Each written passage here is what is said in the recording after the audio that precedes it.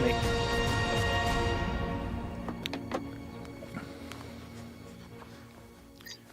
Hello and welcome along to the VMTV Rugby Pod. Great to be back in studio as ever with Alan Quinlan and Matt Williams from afar. Lads, what an exciting time. Six Nations starts, one of the best championships in the world.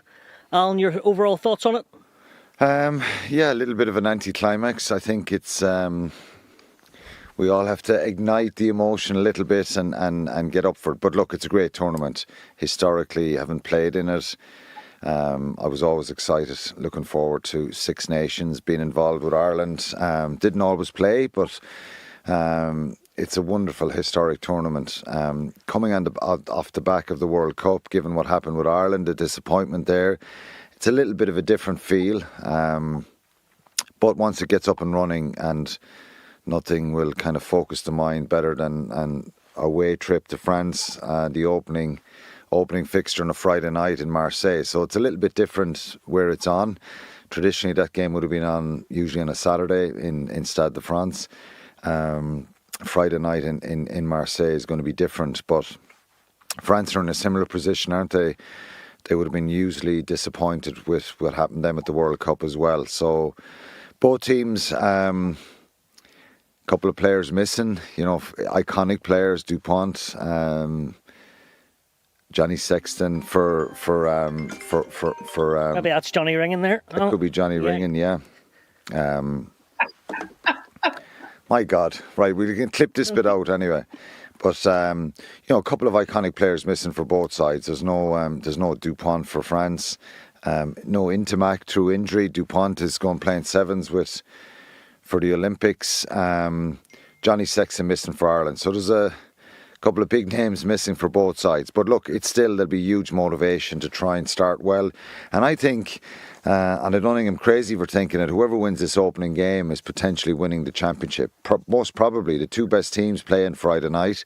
From an Irish point of view, we're hoping that all the quality that we saw in 2022 and in 2023 will shine again. There's still a lot of quality in this Irish side, a lot of really top-class players. So hopefully they can shake off that disappointment and get a performance. I think it's going to be difficult to get a win. They're capable of it, no doubt. But get a good performance, start well, and do well in the Six Nations. We're not seeing a lot of change in the selections and stuff like that. I think that'll happen. There's no point in getting into Rugby World Cup cycles 3-4 months after the last one. I think it'll gradually happen. There'll be a tour to South Africa, November internationals and so on, and it'll take its course. But there's a very good Irish side there at the moment, and albeit without Johnny Sexton. Matt, two teams that lost in the quarter-final of a World Cup a couple of months ago adds a wee bit extra to this, doesn't it? It does, Stu. I think, back up Alan's words, I'm talking here from France, and it's the disappointment that Ireland are feeling is also felt here in France. They really felt they were going to win this World Cup prior to the Olympics in Paris in the summer. So it's sort of crept up on us, this Six Nations. The top 14, the French club competition, has sort of got back into the swing of things, and people haven't been talking about it as much. But I think the fact that it's going to be in the Velodrome in Marseille, which, as Alan says, is an iconic stadium, it's also so unusual. You're so close to the players when you sit in the stand. And I do think it's the loudest stadium I've ever been in. At the Heineken Cup final between La Rochelle and Leinster there a few years ago, I know Alan was calling that game. I was on the sideline. Like, it was deafening. You couldn't hear, even with headphones on, what was being said to you. It was really a loud stadium to go, which is intimidating for players. There's no two ways about it. And Alan's right. It's probably a little bit advantage France, but Ireland are capable of winning this game. But I think we'll really get shocked into the championship by the sheer grandeur of the night, under lights, in Marseille, near the heartland. It's the heartland of France. Now you've got Toulon a few hours away, Perpignan, Toulouse, the Pyrenees, Lyon. This is really where the rugby people live.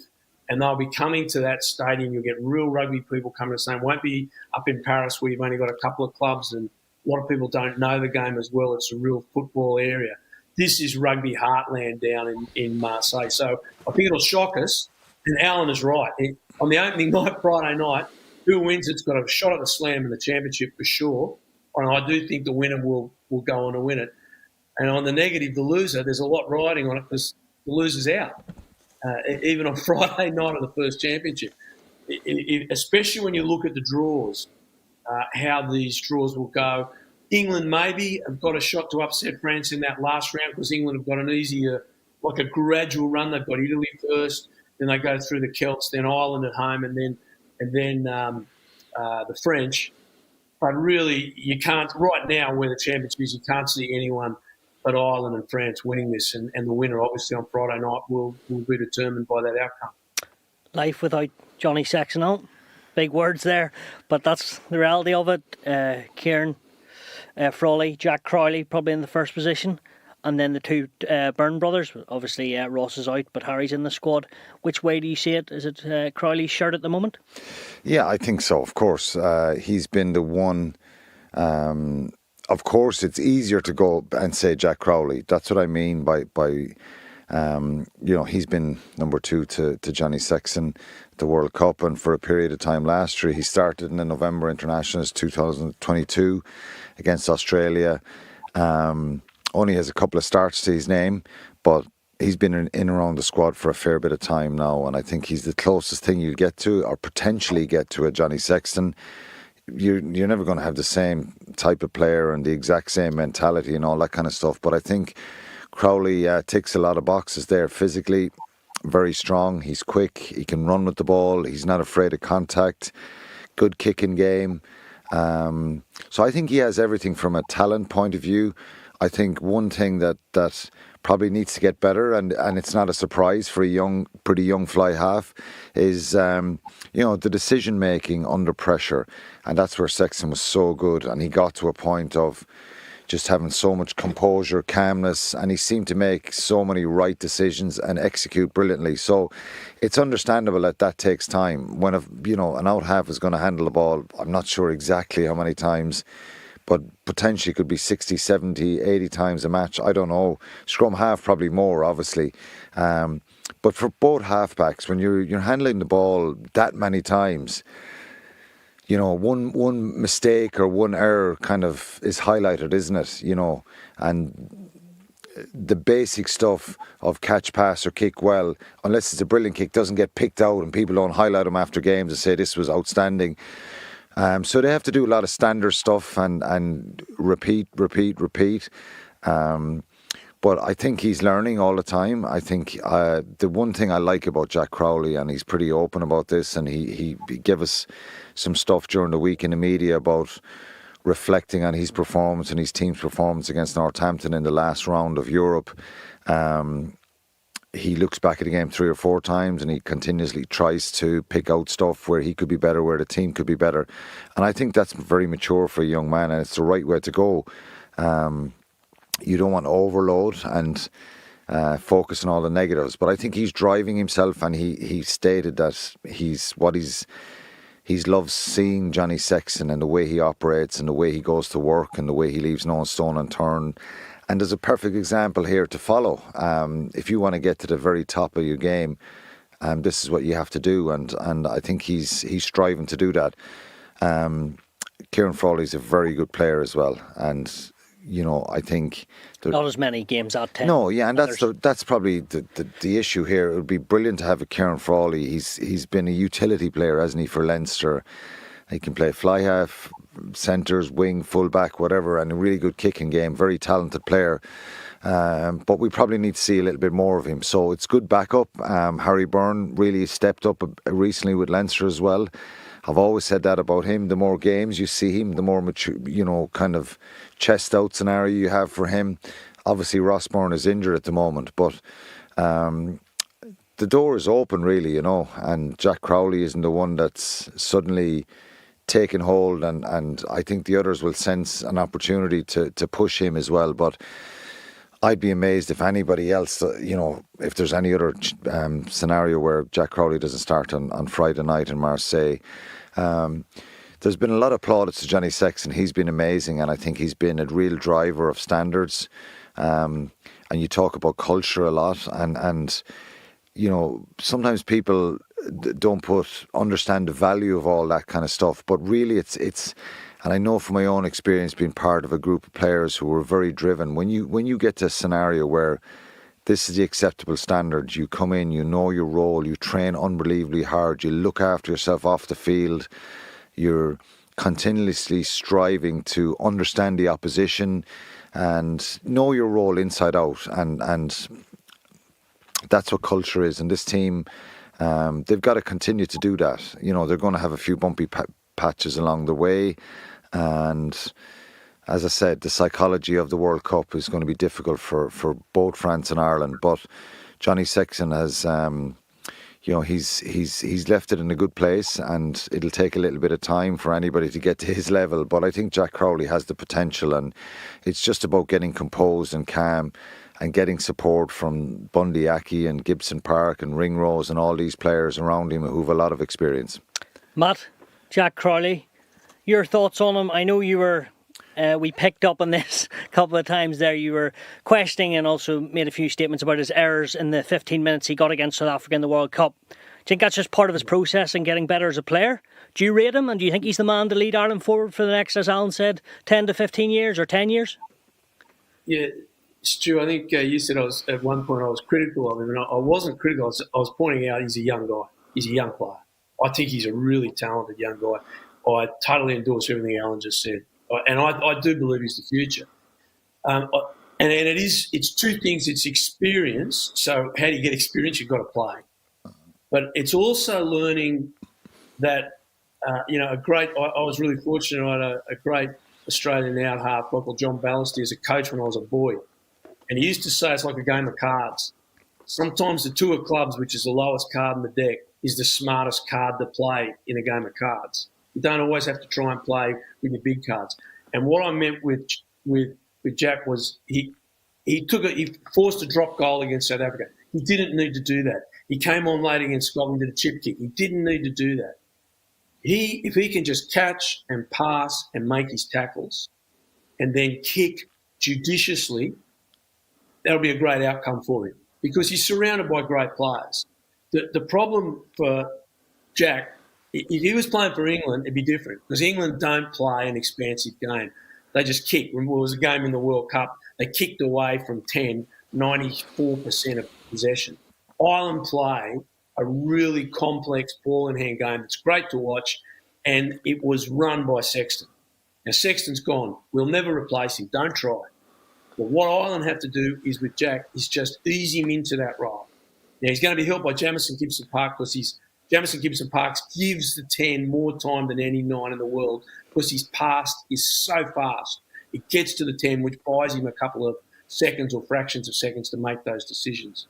And all Jack has to do is underplay his hand and build up that library of experience as you move through. You learn, you're really not comfortable at international rugby till around the 10 to 15 test match mark.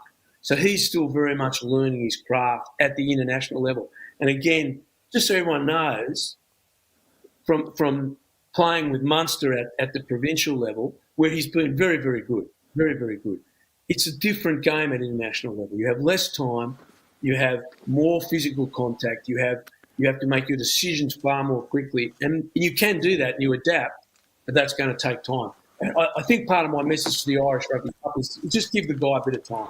He's not going to be Sexton, but don't expect it that way. But I think he's a really good player. I think he's going to be a great bench player right now. And Ireland have got this other generation now of 10s coming through that will all, just like Jack, take a bit of time. Well, Jack is learning his craft. Another man in the second row learning his craft, but looks to be pretty good out there is Joe McCarthy. Chat he may start. We're yet to see, the team's announced tomorrow.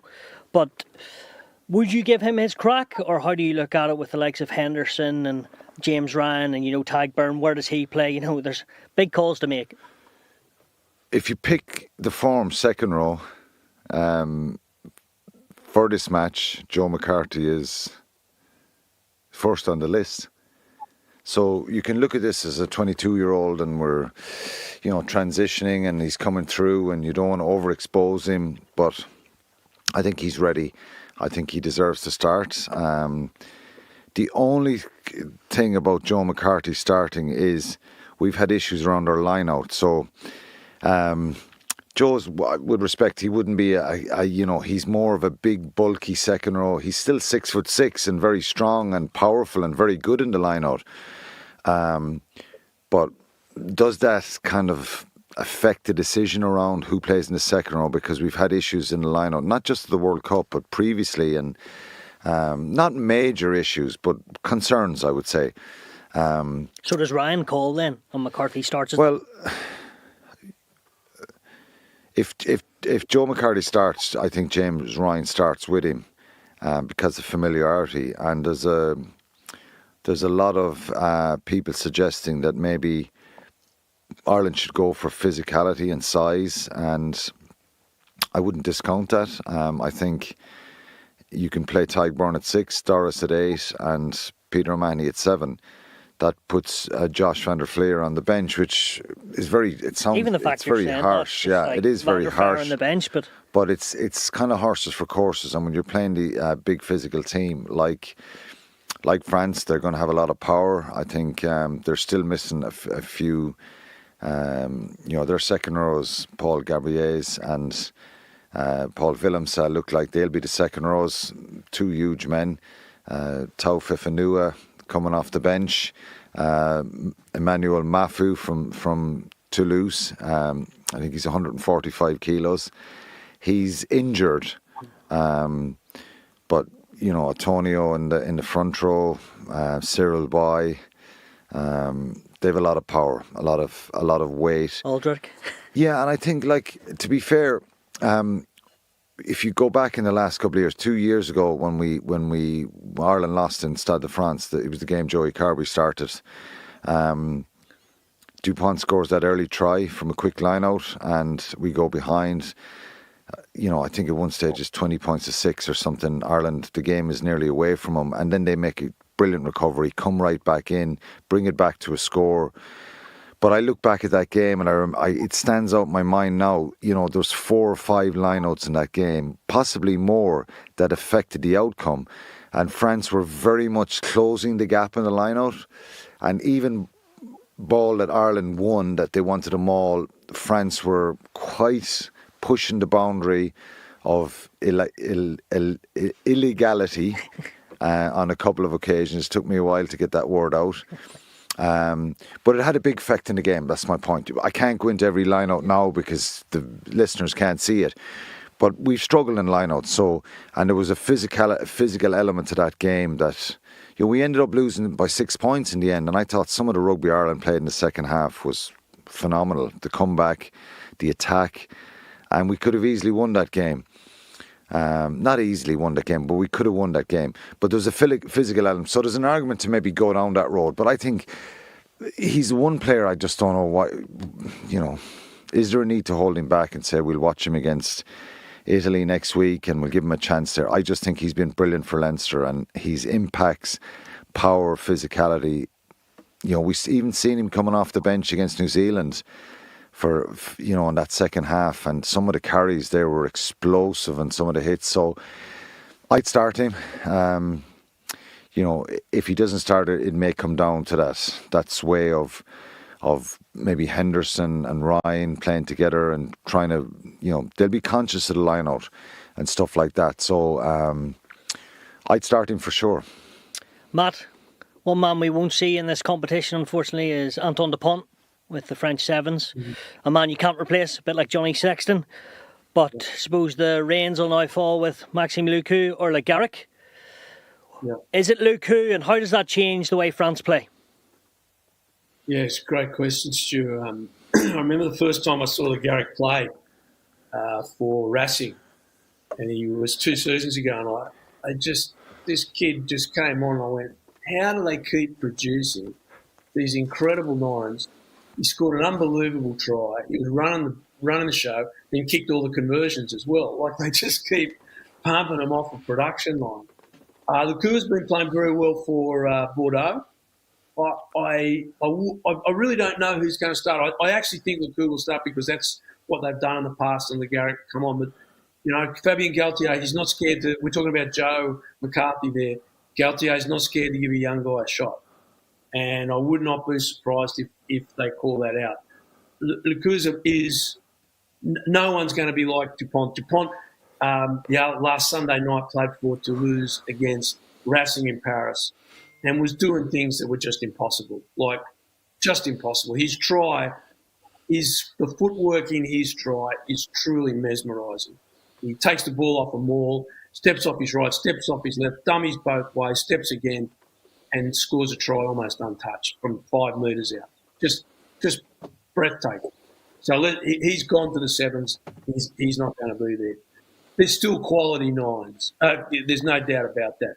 I actually think the question for France is going to be how Mathieu Jalibert, which we're expecting to be announced at 10, goes, because he had a disastrous World Cup. He was really, really poor in that loss to South Africa. Shocking kicks for touch. He actually kicked a penalty for touch, a drop punt backwards. It came off his boot and went backwards, and obviously was trampled by Steph Detroit just prior to the match-defining try.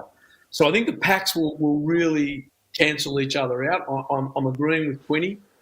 I think the other part with Joe McCarthy is put him in a tight head prop second row behind Tug Furlong, makes the scrum very powerful. Because as we said, we've got Antonio coming back, Clara. I think 4 of the best hookers in the world will be on show.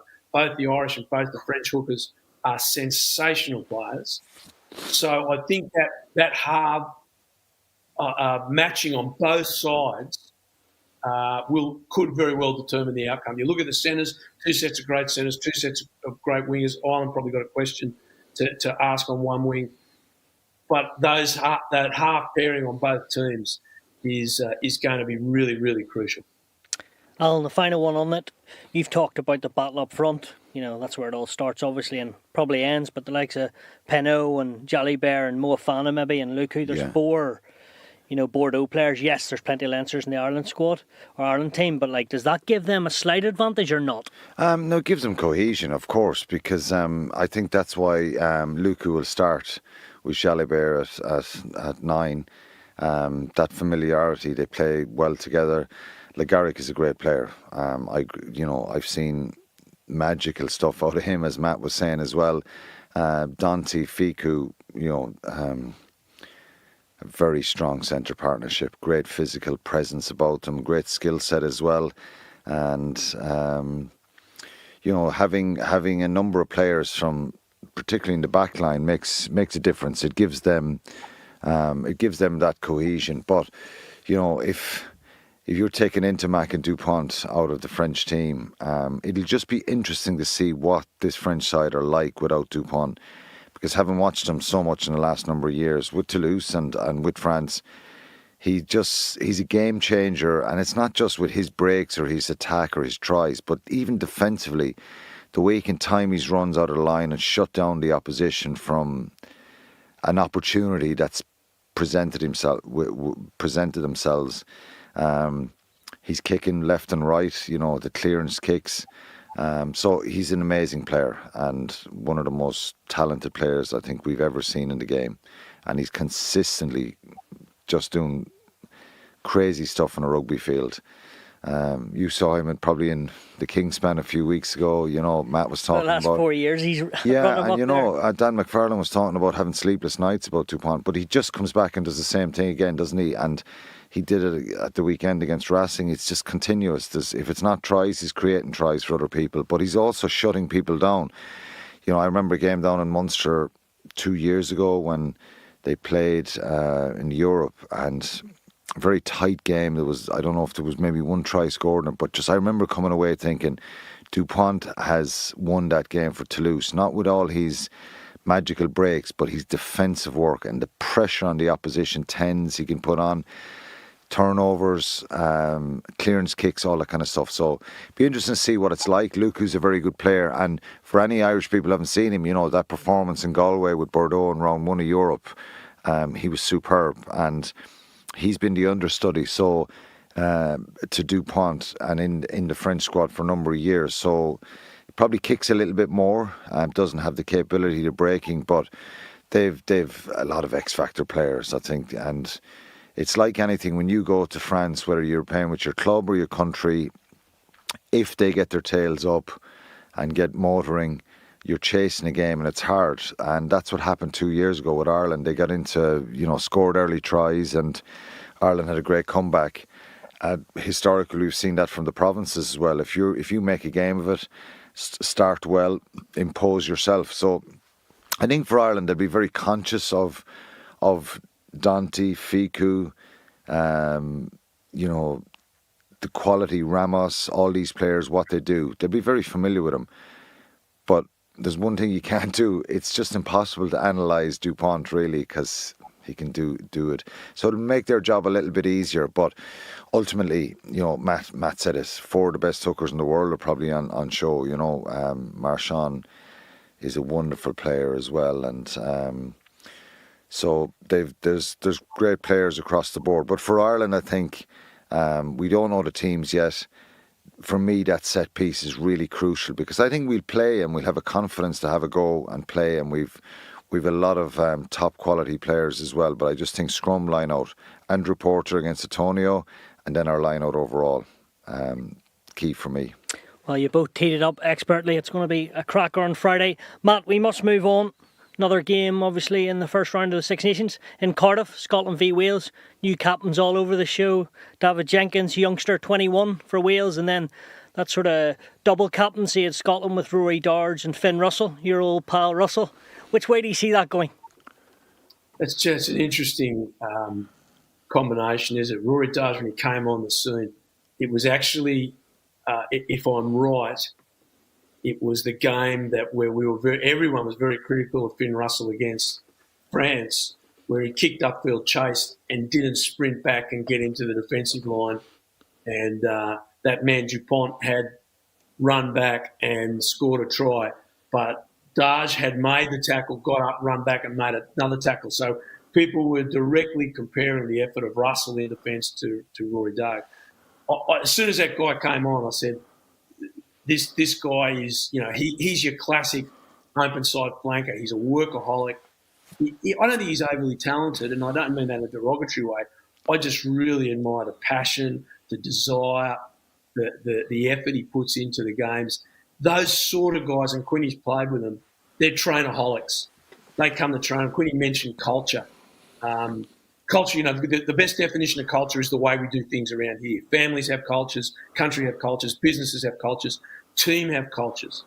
And like the Wallabies, we can talk about them later on, their culture is really in trouble.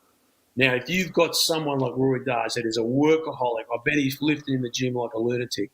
He's doing everything he can. He's the first in the ice baths. He's setting the standards. And that's exactly what Scotland need. There's a couple of videos came out of the week of that Netflix program. Now, I don't watch it, but people keep sending me things. I keep saying, I don't watch this rubbish. They're all just doing it for the camera. But seeing Finn Russell at training with his hands in his pockets, doing his warm-up, I wanted to give him a good slap. What would you have done, Matt? What would you have done if you had been standing there? Very good point. As a young coach, he would have got the double gauge shotgun right in the ear. But I just see him as just underplaying his talent. The guy's talent is extraordinary. He is a fantastic player. We saw in the third test against for the Lions against South Africa a couple of years ago what the man is capable of. But you can't bring out all your talent if you don't train hard. No one wants to train hard. No one wants to go and do all the hard yards, the dirty stuff. But you just got to do it. Now, for him to bring that talent out, he needs to train it. He's not going to do it now. It's too old. He's too late in his career. You're not going to change it. But he's the sort of guy who is going to be a legend in the game. But we will never know how good his talent could be because he didn't push himself hard enough. Where Rory Darge and these guys, we'll know exactly. They'll get every drop of juice out of that lemon that they've got of talent. They'll squeeze it till there's nothing left. And that's what Sexton did. That's what Owen Farrell did. That's what Dupont is doing. And that's what O'Driscoll did. That's what Paul O'Connell did. They're the sort of guys that become great because they set the standards and drive themselves. And I think Rory Darge is put there with Finn Russell because Finn Russell, there's no doubting his genius of reading a game and playing. but setting standards is not going to be what he is going to be great at. And I think Daj is there to set the standards.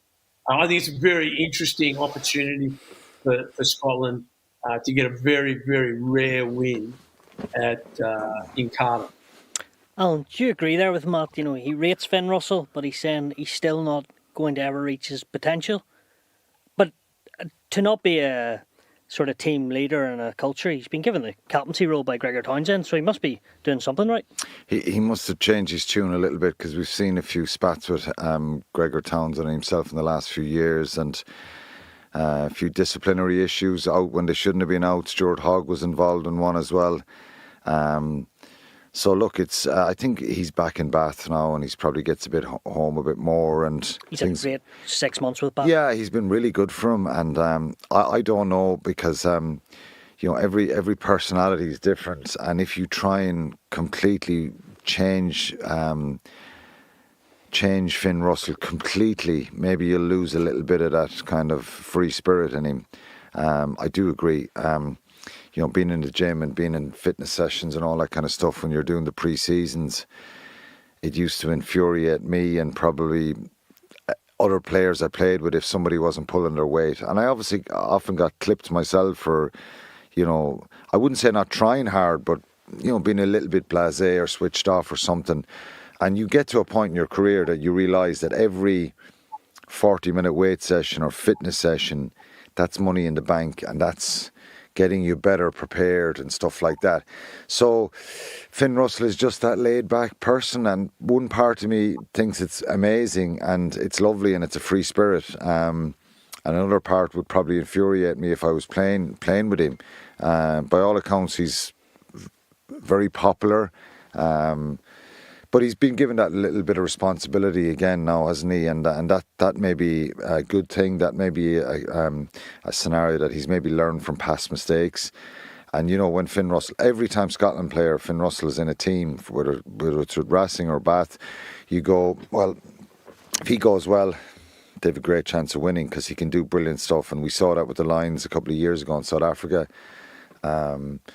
So he has a special talent, and yeah, you would love to kind of for him to become, but then it may not suit him, and it may change the way he plays. You know, we have someone similar in Ireland, don't we? In Simon Zebo, you know, that you'd kind of love to see that, but they're special talents, and you know, they've just got to, you know, try and maximise it. I think Simon Zebo's near the end. He's reminded everyone recently. And they played together in Racing. Finn Russell, yes, there's times where you think there's more in him, and but he's been given responsibility now, and I think Scotland will be dangerous. I think Wales have a lot of kind of issues around players retiring and injuries and all that kind of stuff. So I think Scotland will go to Cardiff and get a result there on Saturday. Matt, do you agree? Where do you think? Sorry, go ahead. Could I just throw in with Quinny? I totally agree with what Quinny said. Can I mention Gregor? I think this is really showing a maturity of Gregor as well. Obviously, Finn Russell and Gregor, you know, they've had a lot of public spats, a few beers here and there they shouldn't have, all this sort of stuff. And that is Gregor Townsend repairing the relationship, seeing the special qualities that Russell has, empowering him to play, and Rory Daj is there adding what Russell doesn't have. And I think that's really good coaching. Really, really good coaching from Gregor. And I agree totally with what he said. And I do think Scotland can win on Saturday, win at Cardiff, which I think Russell will play superbly with that little bit of responsibility and belief his coach has given him. Al, the last one on Wales. You know, you've talked about the issues there, but they'll have a new 10 with probably Sam Costello because Dan Biggar's retired. Like, where are they at? Or it's hard to know. Yeah, it's hard to know. And the squad Warren Gatland picked, there's a number of players there who, new players, a lot of new players in the squad, some that haven't played a lot of even club rugby. They're young. You know, I think it's kind of a backs to the wall stuff for Wales, isn't it? I think Daffet Jenkins being captain is a big call. He's a very, very good player. You know, Jack Morgan, who would have played well for them at the World Cup and shown that kind of that quality and that special talent. He was a brilliant player. He's missing now, and it's a complete change in the guard for Wales, isn't it? There's no He Dan likes a Bigger. young captain. Jenkins has He done does, it next year, and but this is a big step up. Yeah, he does. And Sam Warburton, you remember when he was captain and in the early days, very young captain as well. So he did the same with Jack Morgan. Now he's doing it with David Jenkins. But look, Wales are in complete transition. Really, it's hard to know where they are. A lot of power and quality kind of not available to them, and a lot of changes as well. So Costello made that kind of mistake, didn't he, at the World Cup against Argentina in that quarter final. Very talented player, but like Ireland with Sexton, Bigger has been a real presence for them for a long period and has incredible drive and that spark and that nasty edge that you want in a fly half. So he'll be a big loss to them. But who knows? Wales they're an exciting side, and I think we don't know a lot about them yet, but I think they're under pressure, and this could be a tough Six Nations for them. Matt, next up, England, Italy and Rome. New man in charge, Argentinian Gonzalo Gascata, broke Irish hearts in '99. He the man to maybe do what Kieran Crowley didn't quite do? Crowley did a fine job, but maybe get them to 2 wins, maybe not this year or next year, or is that just dreamland for them and not going to happen? It's an interesting one, Stu. Italy, we thought Italy were on their performance curve was going up, and they had a very, very bad World Cup. Like, everyone thought that the horrors of their defensive lapses that had been part of their culture for a number of years were over. Crowley seemed to have stopped that. They beat Wales and they were moving forward. They weren't beating the other countries, but their scores were much closer and they were defending really well and obviously attacking really well. They got some talented players in their side. They had Crowley put a good structure in their attack, and then at the World Cup it just all fell apart before our eyes. A couple of horrific smacks by New Zealand and France, just terrible. So we don't know. Casada's an interesting character, experienced coach without having had great success, but certainly, Stade Francais and around the traps through a lot of the top 14 clubs. Obviously, a talented man, speaks a number of languages. That side of things and putting together an off-field team around that. And we know that appointment was much more political from the Italian president, who just didn't get on with Crowley because Crowley didn't agree with what they were doing below the national team. So what we're going to see is anyone's guess. I think the plus for Italy is what can only be seen as a very weakened English three-quarter line without so many quality players. Farrell going is disaster for world rugby and heartbreaking for England, considering that it's been, what we can see has been him and his family copying online abuse after the World Cup, which is just disgusting. It is disgusting. We need to call it out for the cowardice and awfulness that it is. Whether George Ford's not there, and it now sounds like Marcus Smith's not there. So no Tuilagi, there's a whole lot of key players along that 9, 10, 12, 13 axis that aren't going to be there for England. And they're probably going to revert to play the 10-man game they played a lot at the World Cup with a very big pack. Courtney Law's playing well. Mauro Toje saying he's going to stick with the club and not with England and not go to France. There's pluses for them from 1 to 9 or 1 to 8, but from 9 to 13, there's some serious questions about what sort of team England can put out. So while you'd still think it'll be enough, I can't see England being a threat this year or playing a style of rugby that will threaten Ireland or France right now. Al, if Marcus Smith doesn't make it, George Ford, big day if Finn Smith gets a nod. Yeah, and he may pick Finn Smith. George Ford has a very astute player, wonderful career, and servant to English rugby as well. So Finn Smith, he most recently on Munster's minds. His performance at Thomond Park was superb. The drop goal, the penalties. his overall control, kicking game, very exciting player, and a really good young player. So whether Steve Borthwick goes with him, it'd be a real indication about how they're going to play and approach the Six Nations, because, you know, particularly throughout the World Cup, they won 2 games last year in the Six Nations. The last couple of Six Nations have been dreadful for them. They beat Wales and Italy. Poor way of playing the game. I think they're better quality players.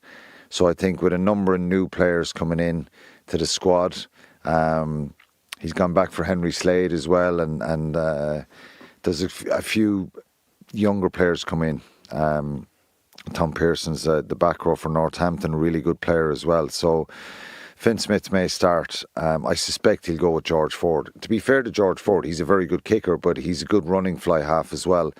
And that'll be the interesting thing. You know, Italy historically are hard to kind of crack in the first game. France struggled there last year. They only won 29-24 in that first game. So could be a tricky one for England. Some people saying that England may be contenders in this championship.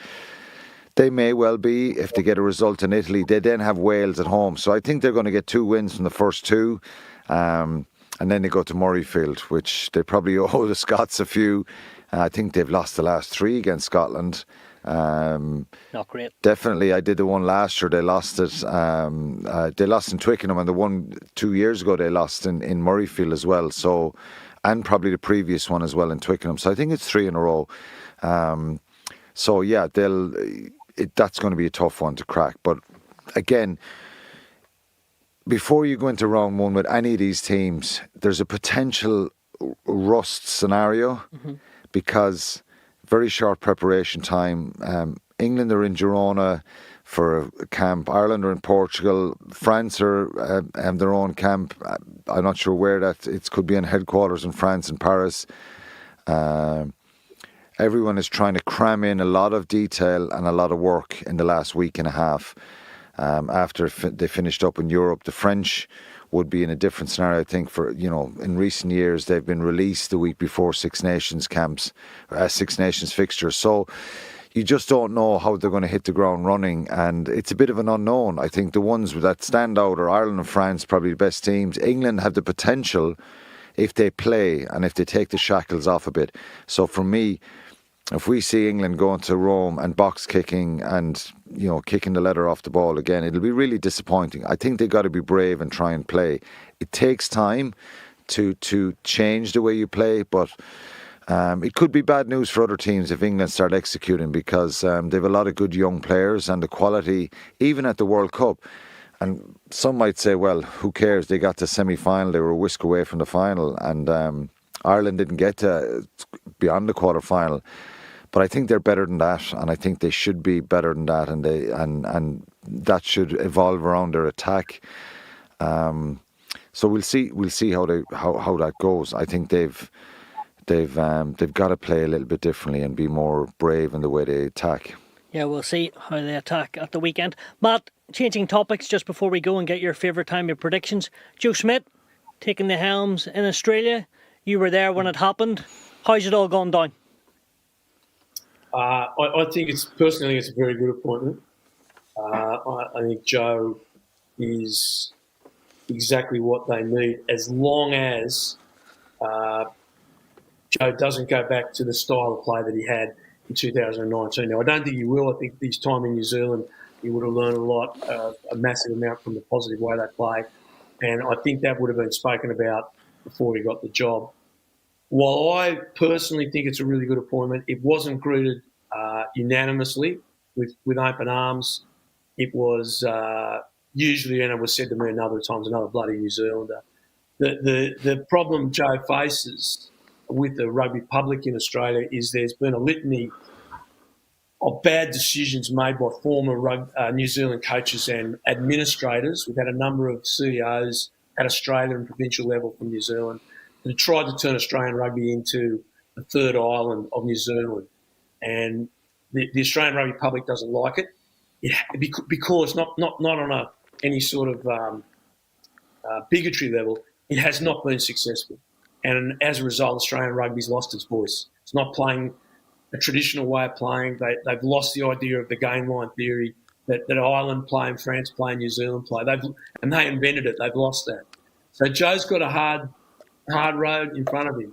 Financially, they're shot ducks. The relationships between Rugby Australia and a lot of the super franchises is broken. It's not strained. It's broken. So it's a very, very tough position that Joe's in.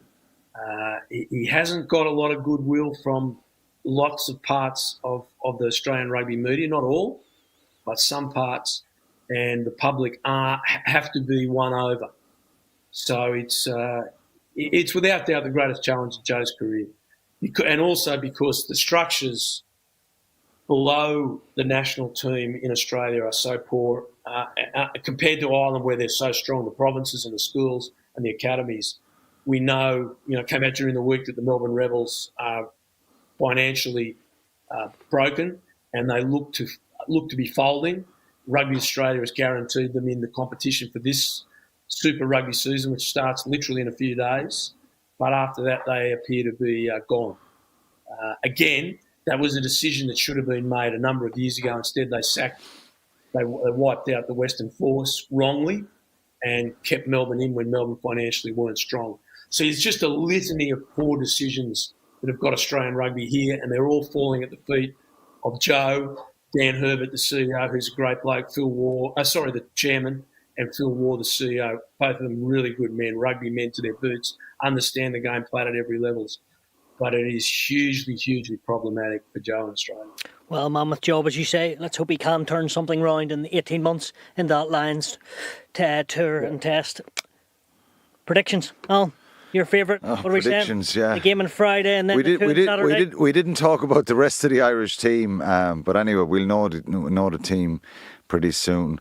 I think Matt is going for Jordan Larmour on the right wing, and I'm going for Calvin Nash on the right wing. Everything else picks itself. Fair enough, Matt. Yeah. I look at Larmour. He has that stardust, that magic, and I'm a big fan of his.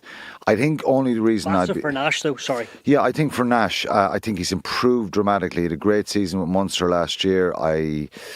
His work rate is through the roof. The reason he edges it a tiny bit here is under the high ball. I think he showed recently in that Toulon game. I think Jaminet was poor, but he's such a determined player, and I think he's improved a lot. It's great to see Larmour back in the mix again, because I think he's special. So either one starts, I don't have a problem with it, but I think Nash probably edges it a little bit for me, because he was ahead of Larmour at the World Cup. Who knows? That could be either of them picked, and that's the other kind of decision. Prediction times. I think Ireland could do well. I'm going for three away wins in the opening weekend. So Ireland, England, Scotland.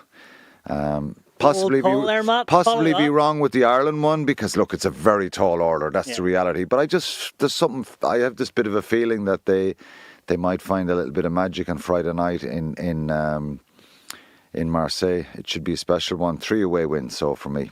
Matt, are you agreeing, or are you chucking in a home win somewhere? Oh, it's I can't disagree with any of Quinny's rationale there.